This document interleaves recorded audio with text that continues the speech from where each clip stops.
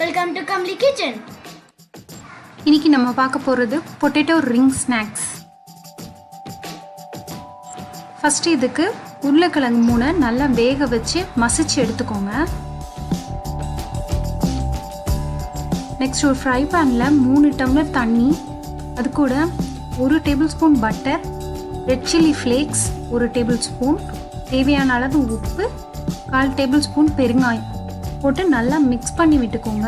இது நல்லா கொதிக்கணும். கொதி வர வரைக்கும் வெயிட் பண்ணணும்.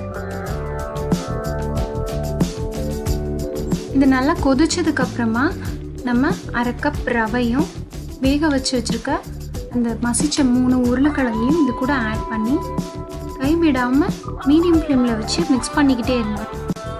தண்ணி நல்லா கொதிச்சதுக்கப்புறமா 1/2 கப் ரவையும் நம்ம மசிச்சு வச்சுருக்க உருளைக்கிழங்கையும் சேர்த்து நல்லா வேக விடுங்க. தண்ணி இஞ்சினதுக்குள்ளேயும் இடையில பட்டரோ இல்லை ஆயிலோ 1 or 2 டேபிள் ஸ்பூன் ஆட் பண்ணி சட்டியில் ஒட்டாமல் எடுத்து மூடி வச்சு ஆற விட்டுருங்க.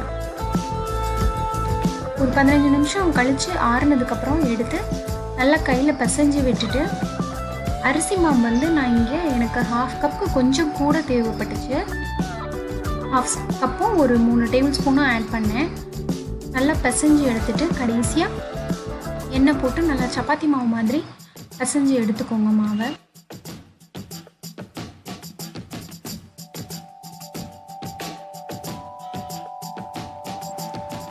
கையில் ஒட்டாத அளவுக்கு மாவு பிசைஞ்சு எடுத்துக்கோங்க. இதை இப்போ ரோல் பண்ணுறதுக்கு கீழே நான் அரிசி மாவு தான் போட்டிருக்கேன். இப்போ நம்ம அரிசி மாவு போட்டு நம்ம ரோல் பண்ணி எடுத்தோம் அப்படின்னா வெளியில் நல்லா கிறிஸ்ப்னஸும் அதிகமாக கிடைக்கும். கையில் ஃபஸ்ட்டு தட்டையாக தட்டிட்டு மேலே ஈவனாக வர்றதுக்காக சப்பாத்தி மாவு கட்டையை வச்சு நான் ஒரு தடவை ரோல் பண்ணிவிட்டு பெரிய ரவுண்டும் அதுக்கு உள்ளே வச்சு ஒரு சின்ன ரவுண்டையும் எடுத்து அது ரெண்டையுமே தான் பொரிச்சு எடுக்க போகிறேன்.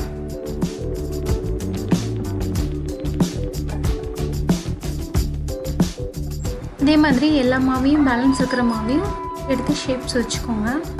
ஆயில் நல்லா ஹீட் ஆனதுக்கப்புறமா மீடியம் ஃப்ளேமில் வச்சு எல்லா ரிங்ஸையும் பொரிச்சிடுவோம். இந்த ரிங்ஸ்குள்ளே இருந்த சின்ன சின்ன ஃப்ளாட்டனை அப்படியே பிஸ்கெட் மாதிரி பொரிச்சு எடுத்தாலும் சரி, இல்லை அப்படின்னா அதுக்குள்ளே சின்னதாக ஃபிங்கர் விட்டு ஹோல் போட்டு ஃப்ரை பண்ணாலும் சரி.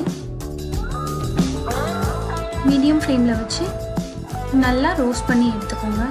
கோல்டன் ப்ரௌன் வர வரைக்கும் ஃப்ரை பண்ணி எடுங்க.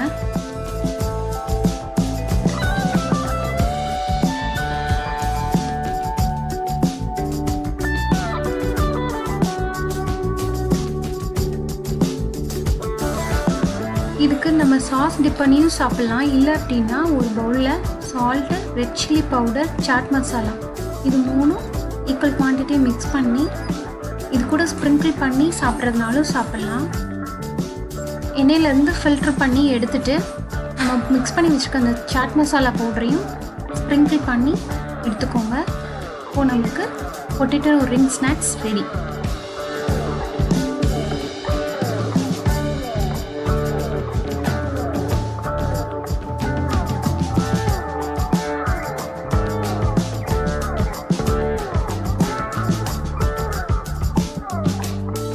For watching, subscribe our channel, like and share our videos.